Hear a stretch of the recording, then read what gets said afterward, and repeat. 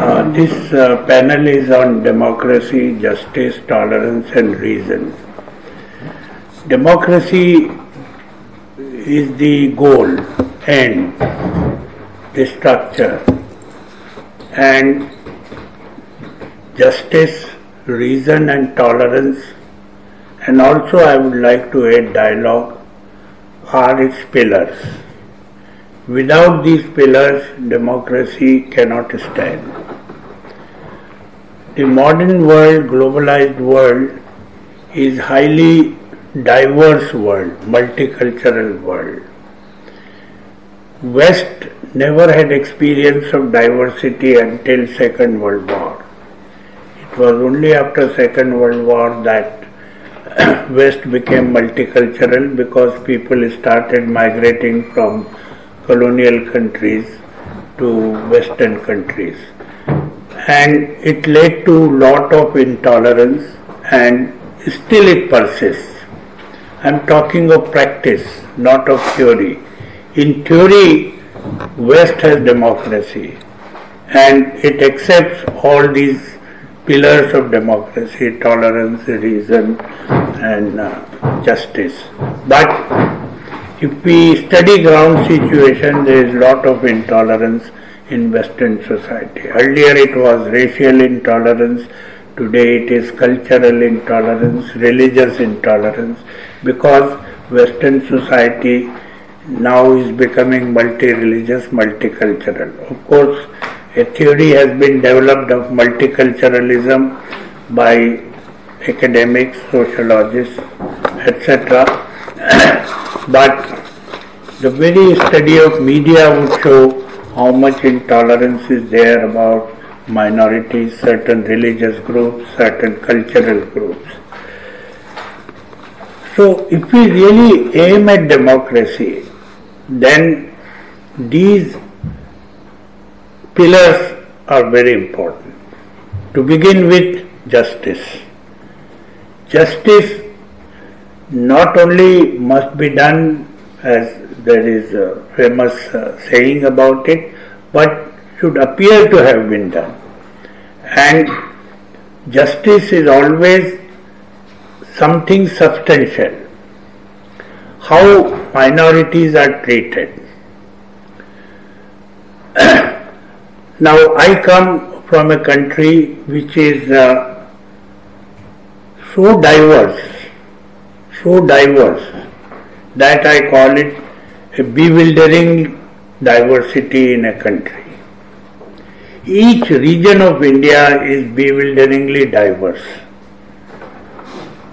Now if there is no tolerance, what happens? Communal riots in which people of minorities get killed, in which linguistic minorities are unfairly treated. In Mumbai, throughout last year, those who speak Hindi were at the receiving end. They were being attacked, beaten up, and their taxis, their rickshaws were being burned down. Because they did not speak Marathi, they spoke Hindi. So this is intolerance. And again, my view is tolerance is a must, but tolerance is not enough. We must go to a higher stage of developing respect for minority culture, for minority language, for minority religion. Tolerance is very near to sufferance. You are there, so I tolerate you. But respect is much higher stage. That I respect your religion, I respect your language, I respect your culture. In Indian Constitution there are two sets of rights. So it is in other democratic countries also. Those two sets of rights are individual rights and certain group rights. Now, individual rights, I as an individual enjoy all constitutional rights as any other individual does in India. My being Muslim has no consideration or reflection on my rights at all. I can vote, I can speak, I can criticize.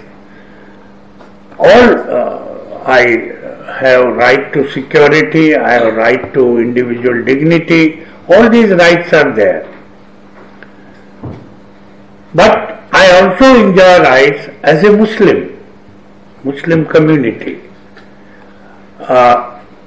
From Article 41 to 21 of Indian Constitution, these rights are individual. But from Article 25 to 30, these are all group rights. Means minority groups. As a Muslim, I have right to pursue my religious conviction. I can even convert people to Islam, that is also a fundamental right. I can convert people to Christianity or any Buddhism or any other religion. I can set up my own institutions to preserve my language, my culture, my religion. And that's why there are any number of madrasas, though no statistics are available, but they say there are more than 3,000 madrasas, more than 30,000 mosques. There is Darul Uloom Deoband, which is greatest seminary in Asia after Al-Azhar. So, this is respecting the rights of minorities. And there will be no democracy if these rights are not there. But then ground situation again. As I said about West, same applies to India. There are Gujarat-like massacres of Muslims. In 2002, a party called BJP, Bharatiya Janata Party, which represents extreme Hindu right, in order to come to power, provoked Hindus into killing Muslims so that they can get Hindu votes. And they did come to power by provoking Hindus and polarizing Hindus into voting a Hindu rightist party to power. But fortunately we have democracy. So what happened? Thereafter parliamentary elections took place. This was state election. BJP lost and lost very badly. Because democracy always has corrective processes. People understood that we have been fooled by a party to get our votes. So they voted against BJP in parliamentary election. And Congress came to power. This was because of basic pillars. India has been multicultural not from Second World War onwards, but for thousands of years. There were no religious riots in India throughout medieval ages. Muslims have been there for 1,000 years. We developed a composite culture. And all communities have contributed to this composite culture, especially Hindus and Muslims. The language I speak, the dress I wear, the food I eat, the music I enjoy, these are all composite. Muslims, if you go to ulama, they will say music is haram, prohibited. But there have been several gharanas of Muslims, families of Muslims, who have very richly contributed to Indian classical music. But come family. Come family. Several. There are several gharanas. Tansen was the greatest singer, greatest musician ever produced by India. And he was a Muslim. He was in Akbar's court. So, this was in medieval ages, when there was no democracy, there was monarchy. And yet tolerance was there. respect was there. First copy of Quran in India, when printing press came, was published by a Hindu. And when I read about it, that there were Hindu workers, laborers were Hindus who would compose, who would print. They would go and perform wuzu first, ablution, and recite Bismillah ar-Rahman ar-Rahim, and then start doing work in the printing press. That was the respect for each other. So in a way, because democracy is often reduced to identity politics, the same democracy is creating intolerance also. So we have to again and again invoke these pillars of democracy. I talk of 3 Ds: democracy, diversity and dialogue. Democracy cannot be sustained without diversity. A homogeneous society will always have tendency to become hegemonic and leading to concentration of power in the hands of few people belonging to that community. So diversity brings greater democracy. Diversity is very important for democracy. And if there is diversity, there is bound to be misunderstanding. So dialogue is necessary.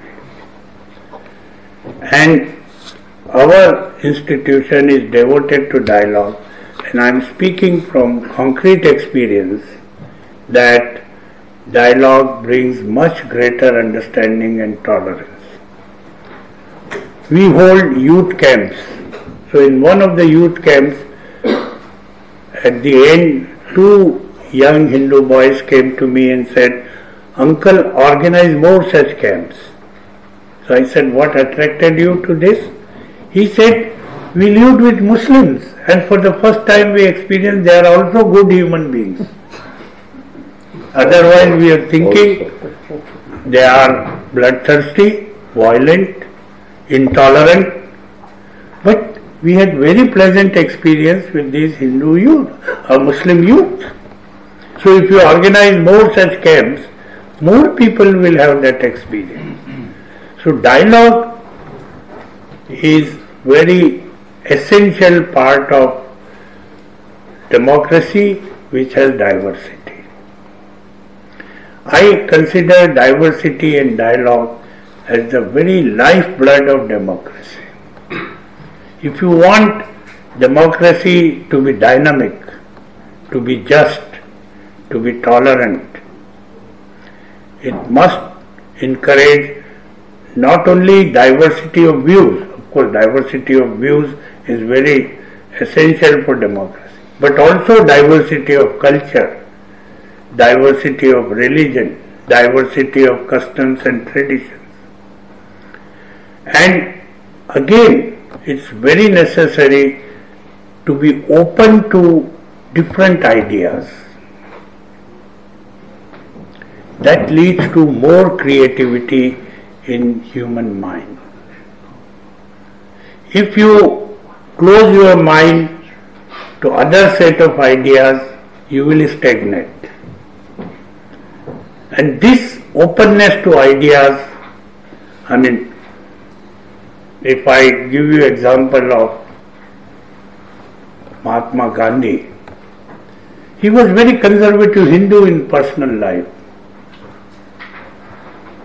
But he said, "I always keep my windows open so that wind can blow through my mind. Fresh wind can blow through my mind." So this openness to other ideas is very important in democracy.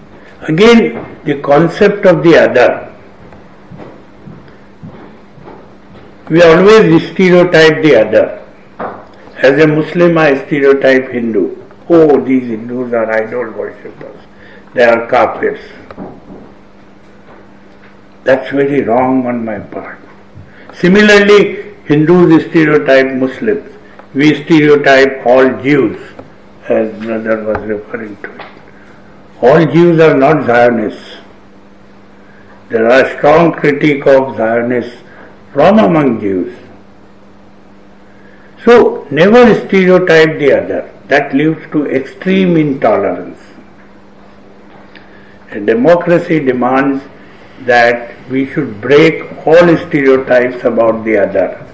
And that is possible only when we know the other. And how do you know the other? Through dialogue. I spoke in 2-3 churches in United States after 9/11. And at the end of my speech, 2-3 priests came to me and said, Mr. Engineer, you should speak in more churches in the United States. You never knew this Islam which you are talking about. We know only Islam, what we read in media or what we learn about Osama bin Laden. We never knew this Islam which you are talking about. So dialogue helps greatly. And I would like to emphasize peace and non-violence. Democracy should not have a place for non-violence at all. And that's why I have great respect for Gandhiji. He not only talked about non-violence, but he practiced non-violence and liberated India from British colonialism through non-violent means. And that is why India is democracy, whereas many other Asian countries are not democratic because they fought against colonialism through violent means. So power went into the hands of those who had weapons, military. In India, power went into the hands of democratically elected representatives because masses were involved in a non-violent manner in fighting against British colonialism.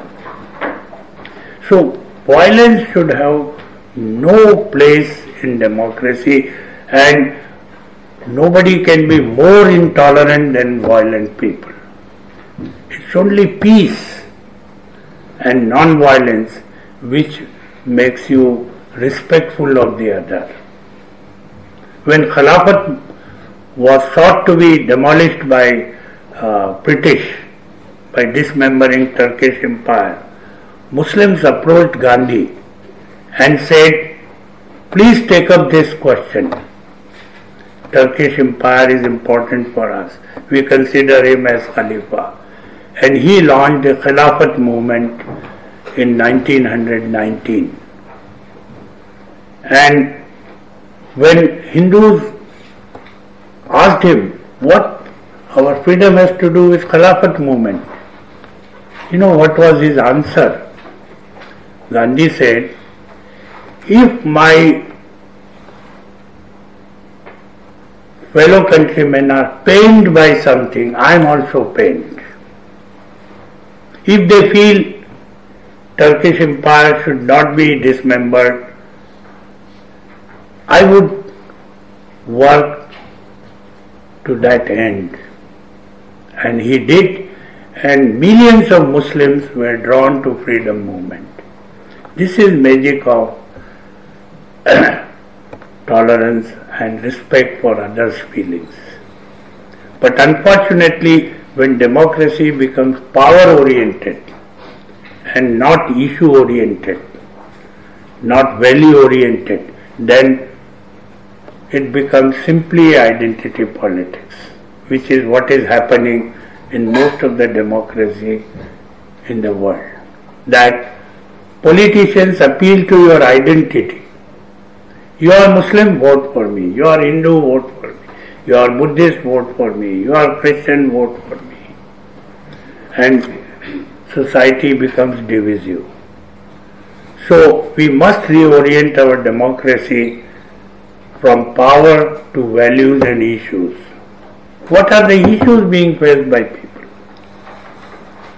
Lack of employment, lack of water, lack of housing, lack of prosperity. Talk about that.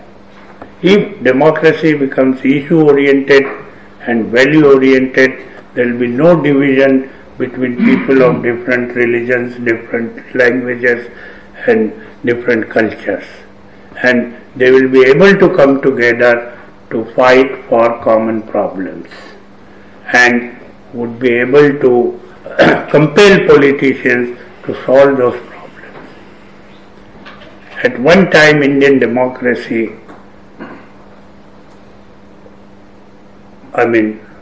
fought elections only on the basis of temple and mosque. Ram Janambhoomi temple and Babri mosque. Hundreds were slaughtered to benefit one political party which wanted to divide India and come to power. But then again corrective processes worked and people realized they have been fooled by these right-wing Hindus and they began voting against them. And that party was twice defeated in 2004 and 2009. So, lastly I would say, and this is also very important, religion should not come in politics. It breeds extremism and intolerance. Politics should be about issues and religion should be left to our conscience and our morality. The moment you invoke religion, it creates extremism, it creates lust for power among religious priests, and they want to go to near power structure by misusing religion.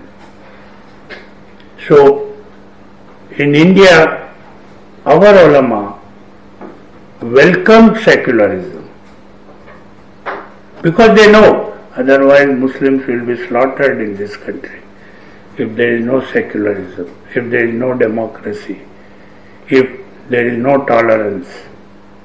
And we have witnessed it several times in last 60 years. So keep politics